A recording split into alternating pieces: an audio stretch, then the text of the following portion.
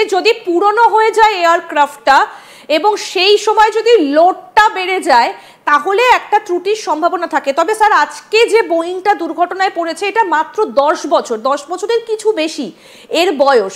Boeing এর ক্ষেত্রে 10 বছর বয়সটাকে আপনি কি বলবেন? ওল্ড এয়ারক্রাফট বলবেন না কি বলবেন? The aircraft can be old, but if the maintenance is done well, there should not be any problem. আচ্ছা, অর্থাৎ আপনি বলছেন যে যদি পুরনো হয় সেটাকে যদি ওয়েল মেইনটেইন করা হয় তাহলে সেটাতে কোনো দুর্ঘটনা ঘটার সম্ভাবনা নেই। স্যার এই যে বোয়িং এর ক্ষেত্রে আমরা বিভিন্ন সময় দুর্ঘটনাগুলো দেখি 787 বা 737 ম্যাক্স, সেটাকে আমরা দুর্ঘটনায় পড়তে দেখেছি। আপনিও ফ্লাই করেছেন বোয়িং 737, আপনি ফ্লাই করেছেন। এই যে ইঞ্জিনগুলো থাকে সেখানে আপনি কি কখনো সমস্যায় পড়েছেন বা কখনো দেখেছেন যে বোয়িং এয়ারবাস থেকে কোনো রকম কোনো বিপদের সম্ভাবনা রয়েছে? Well, I did have face some emergencies where কি রকম স্যার আপনি বলছেন যে আপনি এমার্জেন্সিতে পড়েছিলেন বোয়িং ফ্লাই করতে গিয়ে, কি কি সমস্যা হয়েছিল যদি একটু শেয়ার করেন আমাদের সঙ্গে? At times I had to shut down the engine because it was getting overheated. So এই ইঞ্জিনটা কখন শাটডাউন করেছিলেন? মাঝ আকাশে? No, it was while we were climbing. We were on our way to Bangalore. Achha. I had to shut down the engine, and naturally, since we were closer to Calcutta, we landed back in Calcutta. আচ্ছা, আমি একটু দর্শকদের জন্য বলে দিই sir, অর্থাৎ আপনি বলছেন যে আপনি ব্যাঙ্গালোর যাচ্ছিলেন এবং সেখানে এই প্রবলেমটা হবার জন্য ক্লাইম্ব করার পর মানে হচ্ছে অনেকটা উঠে যাবার পর সেখানে সমস্যা হচ্ছিল এবং আপনি ইঞ্জিনটা বন্ধ করে দিয়ে কলকাতাতে এমার্জেন্সি ল্যান্ডিং করিয়েছিলেন। Am I correct, sir? Yes, absolutely. আমি এইখানে একটু আসবো। আজকে যে আহমেদাবাদে দুর্ঘটনাটা হয়েছে সেখানে পাইলট নিশ্চয়ই একটা বিপদ সংকেত পাঠিয়েছিলেন যে তার কিছু সমস্যা হচ্ছে, তার পক্ষে কি টেক অফ করার পর আবার ল্যান্ড করার পসিবিলিটি ছিল? ওটা থাকে না এই ক্ষেত্রে। See, if the aircraft is not being able to climb or maintain level, it cannot come back to land. Achha. It has to find a field to land somewhere ahead of you. It was unfortunate that there were only buildings around the park after takeoff. If you remember, there was a movie Sully where the pilot had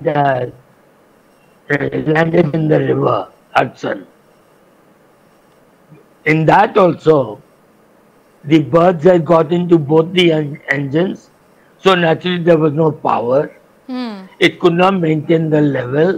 It had to find a place to land. কিন্তু এই ক্ষেত্রে অর্থাৎ sir আপনি যেটা বলছেন আমি দর্শকদের জন্য একটু বলি যাতে দর্শকদের বুঝতে সুবিধা হয় যে স্যার বলছেন যে টেক অফ করার পর পাইলটের পক্ষে আর সম্ভব হয় না আবার ফিরে এসে ল্যান্ড করা। তখন যেটা করা হয় নিকটবর্তী যে এয়ারপোর্টটা রয়েছে বা যে রানওয়েটা রয়েছে কাছাকাছি তাকে তারা কন্ট্যাক্ট করে এবং সেখানে বিপদ সংকেত পাঠায়, সেখানে এমার্জেন্সি ল্যান্ডিং করা হয়। এবং স্যার যেটা বলছিলেন যে হাডসন নদীর কথা যেটা তিনি বললেন যে এইরকমই একটা ঘটনা ঘটেছিল জানুয়ারির 15 তারিখ 2009, যে ফ্লাইট নাম্বার 1549 সেখানে পাইলট বুঝতে পারেন একটা এয়ারক্রাফটে পাইলট বুঝতে পারেন যে সেখানে সমস্যা রয়েছে, যান্ত্রিক ত্রুটি রয়েছে। ইউএস এয়ারবেসের সেটা এয়ারক্রাফট ছিল এবং হাডসন নদীতে সেখানে ল্যান্ড করিয়েছিলেন পাইলট এবং সেটাকে খুব বিচক্ষণতার সঙ্গে পাইলট সেটাকে হাডসন নদীতে ল্যান্ড করিয়েছিলেন এবং কারো মৃত্যু হয়নি এবং খুব সুস্থভাবে সকলকে রেস্কিউ করা সম্ভব হয়েছিল। সাধারণভাবে যেটা বলছিলেন আমাদেরকে ক্যাপ্টেন কোহলি যে এইগুলোর ক্ষেত্রে যেটা হয় পাইলট বোঝার চেষ্টা করেন যে তার কত কাছে রয়েছে নিকটবর্তী এয়ারপোর্ট বা রানওয়ে, সেখানে রাডারের সঙ্গে যোগাযোগ করা হয় এবং তারপর সেটাকে এমার্জেন্সি ল্যান্ড করানো সম্ভব হয়। কিন্তু এখানে কোনো নদী পর্যন্ত পৌঁছানোর বা কোনো জলাশয় পর্যন্ত পৌঁছানোর সময় ছিল না।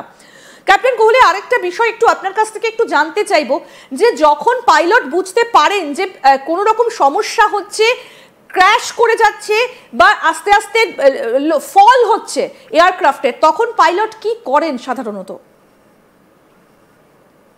Well, then you have to find the best option where minimum damage has to take place. Because, like I remember, there was once one Dakota which took off from Safdarjung Airport.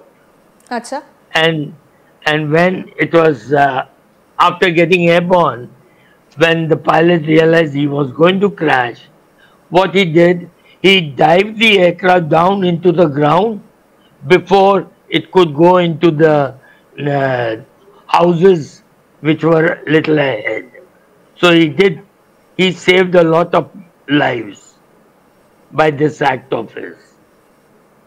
ঠিক sir, আপনি দীর্ঘক্ষণ এই জায়গাগুলোতে দীর্ঘদিন আপনি অনেকক্ষণ ধরে দেখেছেন, আজকের এই দুর্ঘটনাটা ওয়াচ করেছেন এবং এই জায়গাগুলোতে আপনার ফ্লাই করার অভিজ্ঞতা রয়েছে।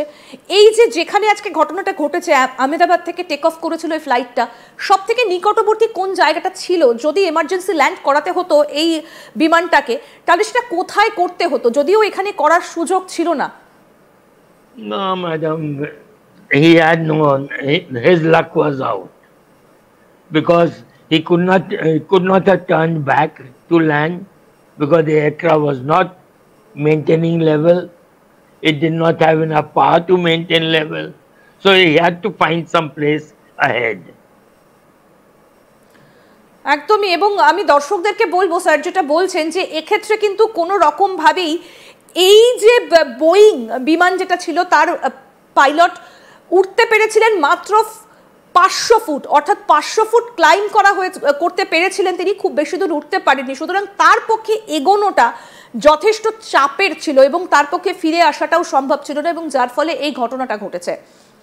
এবং এবার যে জায়গাটাতে যাব, খুব ইন্টারেস্টিং একটা বিষয় নিয়ে এবার আলোচনা করব ক্যাপ্টেন কোহলি। এই মুহূর্তে দাঁড়িয়ে যেটা আরেকটা বিষয়, যে এখনকার যে ফ্লাইটগুলো হয় সেই সবগুলোর মধ্যে সবগুলোই কিন্তু কম্পিউটারাইজড, কম্পিউটারের মাধ্যমে সবগুলোই চলে। সেগুলো আপনিও খুব ভালো করে জানেন, সেই ফ্লাইও আপনি করেছেন। সুতরাং এই ধরনের ফ্লাইটগুলোকে কি হ্যাক করা পসিবল, বা কতটা সহজ? সাইবার অ্যাটাক করা কি খুব সহজ? Well, that technical part I don't know, but I don't think anybody will be able to hack. Because if there is any problem like that, I can always disconnect the autopilot, all the auto services, and take over manually. আচ্ছা, অর্থাৎ আপনি বলছেন যে manually এটাকে take over করে নিয়ে কিছু একটা করা যেতে পারে। কিন্তু এই যে এই একটা বোয়িং বিমান যেটা এত দূর ট্রাভেল করছে, সেটাকে ম্যানুয়ালি কি করে নেবে? তার সঙ্গে তো প্রত্যেকটা ট্রাফিকের সঙ্গে যোগাযোগ করতে করতে সে আরো হাই করবে, এটা কি